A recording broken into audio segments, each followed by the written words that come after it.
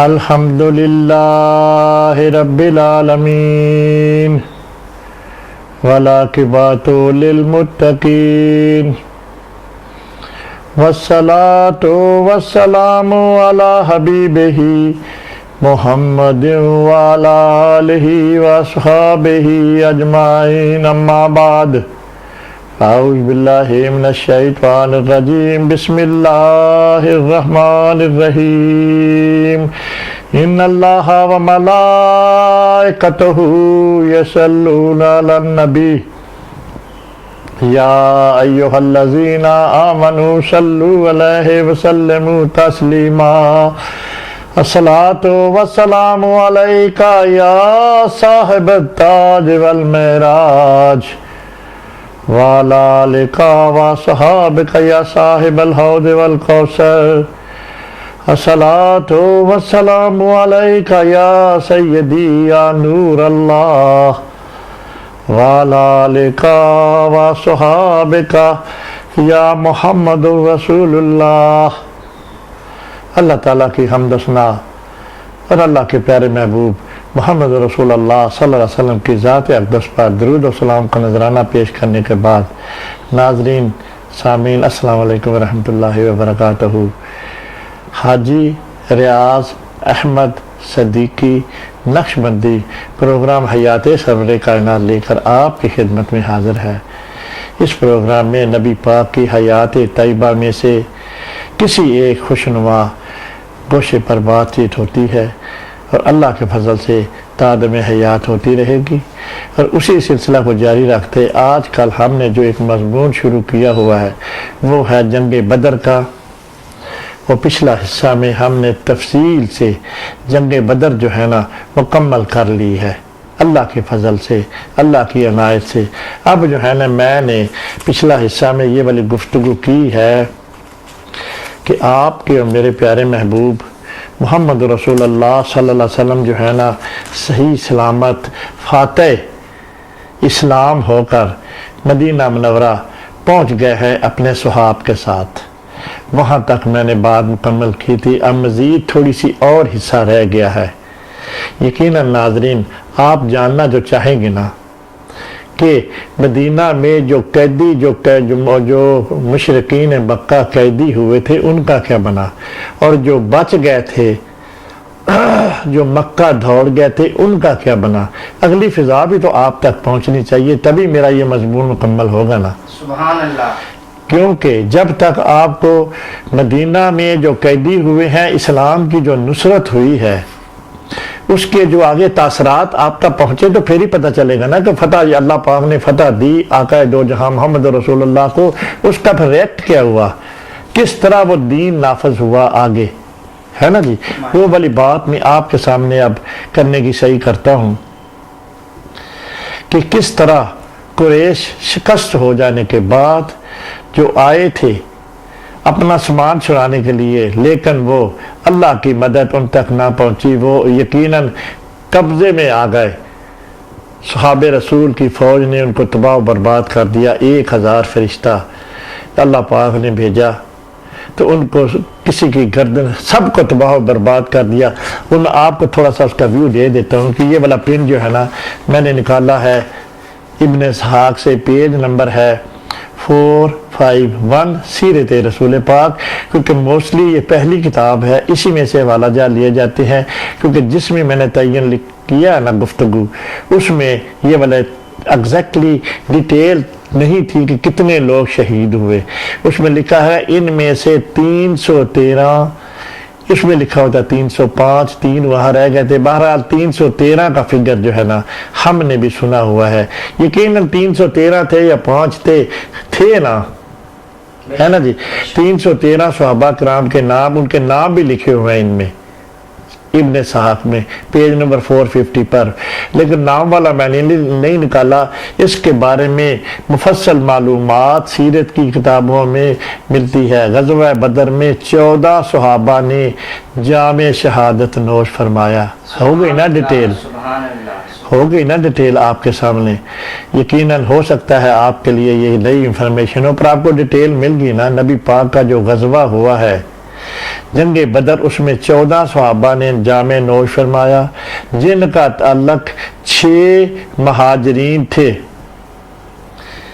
اور 8 کا جو تعلق تھا انصار سے تھا۔ اللہ اکبر، جنہوں نے وعدے کیے ہوئے تھے آقا دو جہاں ہم آپ کے لیے، جو آپ کا دشمن ہوگا وہ ہمارا دشمن ہوگا، جس سے آپ جنگ کریں گے اس سے ہم بھی جنگ کریں گے۔ جب بیعت ہوئی تھی نا تب انہوں نے وعدہ کیا، انہوں نے وعدہ وفا کر کے بتا دیا نا۔ اللہ اکبر، وعدہ وفا کر دیا۔ اللہ اکبر، اللہ اکبر۔ ان شہداء کے نام سیرت کی کتابوں میں ملتے ہیں۔ کافروں میں 70 افراد کا قتل ہوا، اس میں لکھا ہوتا 50 اور اتنے ہی قیدی بنائے گئے۔ وہ تھے 1000 کا لشکر تھا، جن میں سے 70 افراد کا قتل ہوا اور 70 ہی قیدی بنائے گئے۔ ماشاءاللہ۔ اللہ اکبر۔ اور جو قیدی ہیں ان کے ساتھ جو فدیہ جزیہ اللہ پاک نے نبی پاک صلی اللہ علیہ وسلم کو جو وحی کی اور ان کے جو جزیہ عطا ہوا یقیناً خدا کی مرضی سے ہوا نا جی، کیونکہ خدا نے اپنی فوج جو بھیجی تھی نا تو اللہ پاک بھی تو اس میں انوالو تھا نا۔ 1000 فرشتے جبریل علیہ السلام کے ساتھ آئے ہیں تو جنگ بدر میں جنگ کی ہے تو سب کے قتل عام جو ہوا ہے، لیکن پھر بھی اتنا نقصان تو نہیں ہوا۔ ہمارے صحابہ 313 تھے، دیکھیں خدا کی کتنی مدد ہے، ذرا سوچیں نا اس فگر کے بارے میں۔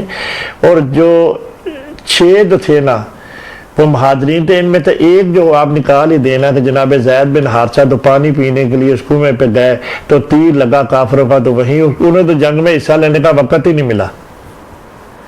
اللہ اکبر۔ کل میں نے بتایا تھا خود کے والدین کہتے ہیں کہ یا رسول اللہ کیا وہ جنتی ہیں؟ کیونکہ انہیں جنگ میں کسی کے ساتھ لڑنے کا موقع ہی نہ ملا۔ کبھی نے کہا کہ نیت پہ جو کام ہوتا ہے، جس نیت سے انسان نکلتا ہے خدا اس کا اجر دے دیتا ہے۔ سبحان اللہ، سبحان اللہ اکبر۔ یہ آخر میں بات میں نے آپ سے کل کی ہے، آج ہی تقریباً کی ہے، صبح کے ٹائم رات کو میں نے ریکارڈنگ کی تھی نا، اس میں بات کی تھی۔ 70 قیدی ہوئے، کہا جاتا ہے کہ حضرت علی رضی اللہ تعالی عنہ کے ہاتھوں 15 کافر کیفر کردار کو پہنچے۔ الصلاۃ والسلام علیکہ یا سیدی۔ شان دیکھیں نا حضرت مولا علی کی، وہ کہتے ہیں نا، وہ کیا ان کی تلوار کا نام تھا جی، جو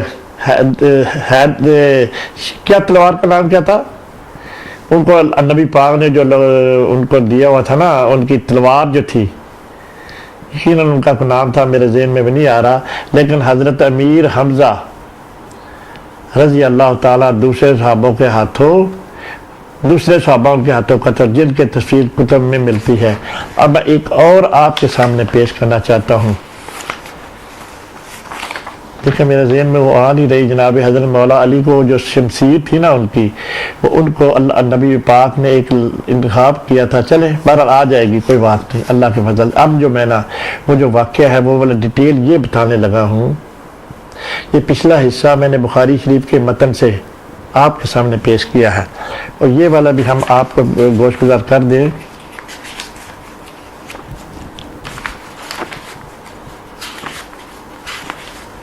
اس کے 2 چاہیے، تاریخی طبری سے حوالہ ہے اور ابن سعد سے، اور یہ بھی بخاری شریف کا ہی ہے۔ بخاری شریف اور واقعی ایک بہت ہماری پرانی دینی کتاب ہے جو کہ اس وقت اویلیبل نہیں ہے۔ جس طرح ابن اسحاق ہے اس طرح ایک واقعی بھی ہے۔ بخاری شریف تو آپ جانتے ہیں، تاریخ طبری کو بھی جانتے ہیں، اور ایک مزید کتاب کا اضافہ ہو رہا ہے۔ رائٹر نے وہاں سے لے کر یہ ساری جو مستند بات ہے نا، وہاں سے لے کر ایک مجموعہ تیار کر کے ایک بک تیار کی ہے جو میں آپ کے سامنے پیش کر رہا ہوں۔ اللہ اکبر۔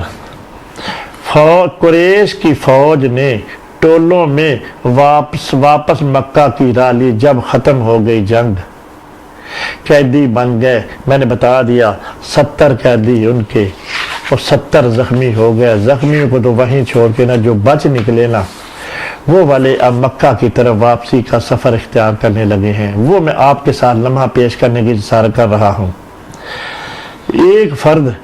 ایک فرد کبھی آپ کے آگے ہوتا، کبھی اس کے پیچھے۔ پہلا شخص وہ جو خبر لے کر پہنچا وہ ہاشمی ابو سفیان تھا۔ اللہ اکبر۔ اللہ اکبر. اس کے بارے میں یقیناً میرے پاس پیچھے یہ والا بات تو نہیں، وہ تو یوں تھا نا کہ اسی کے قافلے کو نبی پاک صلی اللہ علیہ وسلم کے جو صحابہ تھے راہ روکنے کے لیے آئے تھے، لیکن وہ تو بچ کے نکل گیا ہوا تھا. وہ تو بچ کے اپنا سامان لے کے، جن کی وجہ سے جنگ بدر ہوئی. اب یہاں پہ آگ آ رہا ہے کہ سب سے یقیناً وہ بھی آ کے ان میں شامل ہو گیا ہوگا نا جی. سب سے بڑا کافر تو وہ بھی تھا نا، ابو سفیان. اللہ اکبر. اسی کی بات ہے، سب سے پہلے اس کے بھائی نوفل قید ہو گیا. یہ خبر جا کے مکہ میں کہ کس طرح محمد صلی اللہ علیہ وسلم کی فوج نے ہمیں تباہی برباد کر دیا ہے. سفیان تھا، اس کا بھائی نوفل قید ہو گیا تھا. اب وہ واپس چلا گیا ابو سفیان. نئے دین سے ان کی مسامت نہ اللہ کیا. اس کے خلاف اپنے رشتہ دار اور رضائی بھائی یعنی کہ نبی صلی اللہ علیہ وسلم کے خلاف اشعار نظم کرے کہ رضائی بھائی ہے. یہ اس میں میرے مطالعہ سے گزر چکی ہے. جو ابو سفیان تھا یہ بھی نبی پاک کے قبیلے، یہ ان کے قبیلے کا نہیں تھا، لیکن انہوں نے حضرت دائی حلیمہ سعدیہ نے بھی ابو سفیان کو بھی دودھ پلایا تھا. جس طرح آقا دو جہاں محمد رضائی بھائی سے مراد یہ ہے نا، نبی صلی اللہ علیہ وسلم کے بھائی تھے رضائی بھائی تھے، جنہوں نے دائی حلیمہ سعدیہ نے نبی پاک کو جو دودھ پلایا تھا. اس طرح ابو سفیان کو بھی حلیمہ سعدیہ نے دودھ پلایا تھا. اللہ، اس وجہ سے رضائی بھائی کا لفظ آ رہا ہے. رضائی بھائی نبی ہوگی نا بات، جو نبی پاک تھے اس کے رضائی بھائی تھے کہ ایک ہی ماں کا دودھ انہوں نے، یقیناً والدین تو علیحدہ تھے پر دودھ پلانے والی ایک ہی ماں تھی جس کو نبی پاک نے بھی اسی نے دودھ پلایا اور ابو سفیان کو بھی اسی نے، اس لیے رضائی بھائی کا لفظ استعمال ہو رہا ہے. اللہ اکبر. لیکن بدر کے تجربے نے ان کو ہلا کر رکھ دیا. جو تباہی برباد جو تباہی ہوئی ہے مشرکین مکہ کی، جو تکبر تھا، اللہ جل جلالہ نے خاک میں ملا دیا سب کا. اب ان کی زبانی بھی تو باتیں سنیں نا، ان کے ساتھ ہوا کیا. آپ کو کیسے پتہ چلے گا کہ اس جنگ کے جو تاثرات ہوئے ہیں، جو اثر ہوا ہے، آگے جو دین حنیف چلنے لگا ہے، مکہ کی بعد میں فتح ہونی ہے، تو ان کی اپنی باتیں بھی تو سنیں نا. انہوں نے کیا تصور کیا کہ محمد جن کو ہم کہنا نہیں مانتے تھے، کہتے تھے لا الہ الا اللہ، ان کے اگینسٹ اللہ پاک نے ہمیں جو تباہ و برباد کیا، ان کی زبانی بھی تو آپ کو پتہ چلنا چاہیے نا کہ ان کے ساتھ ہوا کیا. کیوں جی ناظرین، ہے نا محبت والی بات. جب تک ان کی باتیں نہیں آپ کو پتہ چلے گی، آپ کو عشق کیسے آئے گا آقا دو جہاں محمد رسول اللہ کی مدد جو خدا نے کی ہے، جو 1000 فرشتہ جو بھیجا ہے. پچھلے حصے میں ہم بات کر چکے ہیں.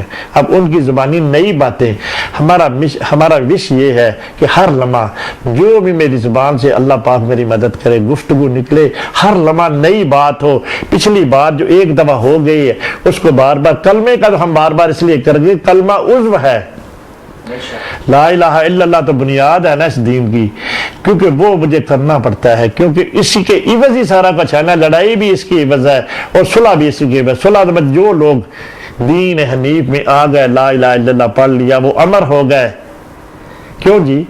اس کا مجھے ہر صورت کرنا پڑتا ہے. واشہد ان لا الہ الا اللہ، کہہ دو میں گواہی دیتا ہوں کہ اللہ ایک ہے، واشہد ان محمد. کیونکہ یہ والی بنیاد جب تک نہ ہوگی تو میری بات مکمل نہیں نہ ہوتی.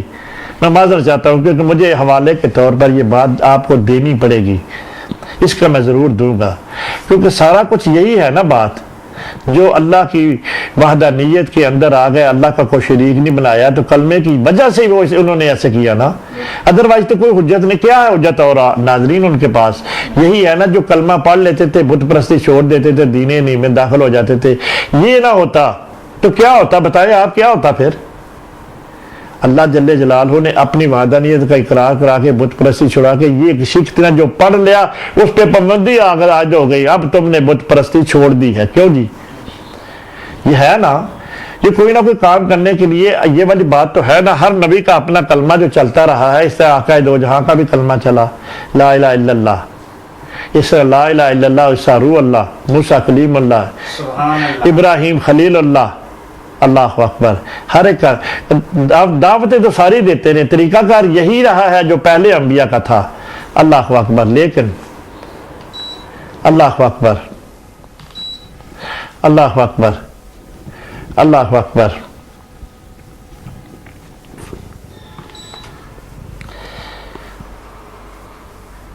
کہتے ہیں کہ بدر کے تجربے نے انہیں ہلا کر رکھ دیا. ڈول گئے نا بچوں سارے کافر بے شک کہ محمد صلی اللہ علیہ وسلم نے جو اسی خیال کرتے سا وہ تے بالکل جھوٹا سی. وہ سچے رسول نے, انہوں نے دل مان گیا اس گل. جب فرشتیاں دی فوج دیکھی نا تو پاگل ہو گئے نا سارے. وہ دیکھنا جو انہیں سامنے ایسا لگ رہا ہے کہ ایک بندہ لڑائی کرتا پیا کر رہا ہے, اس کا سر بذات خود ہی قلم ہو رہا ہے, اڑ رہا ہے سر ہوا میں.